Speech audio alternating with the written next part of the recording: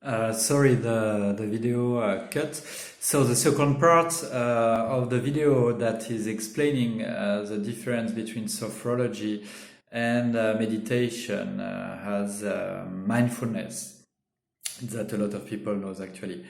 On the part one, I was explaining that in sophrology we work in a state of mind, a state of consciousness that is just before the sleep.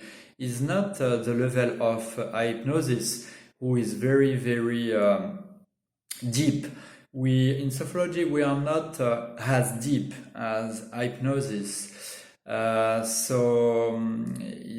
it's a state of mind very creative that can help people actually to put some positive energy in their brain actually. And the difference with the meditation is that in sophrology you can increase your energy and your positive vibration actually. So for me this is the main difference. Also, as I was saying, that sophrology is a very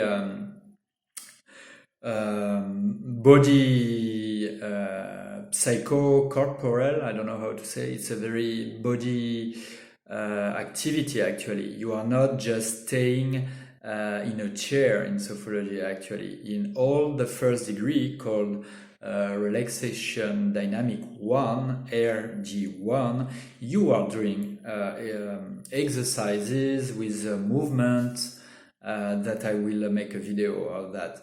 So it's very different of meditation because you are using your body, you are in your body, you have a presence and you have movement. Also, it's different because in sophrology we are also using meditation, but not meditation I was explaining on Zazen. We also explore another kind of meditation who come from Buddhism, and this kind of meditation is called contemplation. And this meditation, we have specific protocol that can help people to not just be focused on our present or the sounds or like the mindfulness is doing actually. This kind of meditation exercises, it helps you to develop your conscience.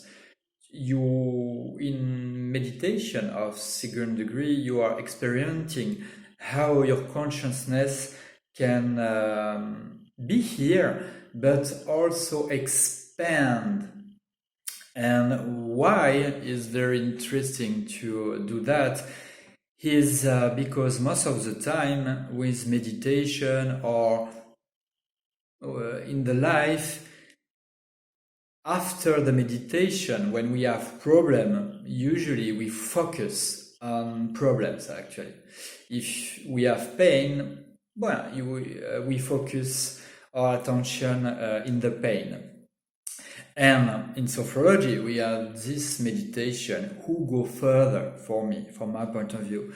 It's a meditation who is coming from Buddhism, and is the protocol helps you to defocus. Okay, defocusing. Yeah, you are not focusing, but you are defocusing. You are expanding your consciousness above the limit of your body. So it allows you to take conscience that, okay, maybe you have a pain here, but all your body is fine, and you are also realizing that you are in your body and you are also aware of your environment, your family, and all the world connecting to you. And this kind of meditation for me is very useful actually. And it's not just a meditation. We are using techniques like process to, it's a capacity actually to defocus. And in sophrology, we helps people to do that. So it takes a bit of time. It's a bit tricky protocol, but it's very interesting actually. So another difference between mindfulness. Also, the main difference between sophrology and meditation is that in sophrology we are really taking care of the people that we have in front of us. We have patients, we have people that are suffering, and the sophrologue is kind of therapist actually, who is listening and then proposing, offering the better techniques that can help for the people that he's in his life actually. In meditation, you don't really listen the problem, you don't really, you just accept everything. In sophrology, we are taking care of what the people are living or suffering or whatever, so, and also we are very interested in how these people is living, his fears, his anxiety, his stress, and with that element we are, as a sophrologue, a therapist, I will propose techniques to help him to reduce anxiety, to change behavior in that situation. So for me, this is the main difference. Also, in sophrology, we are working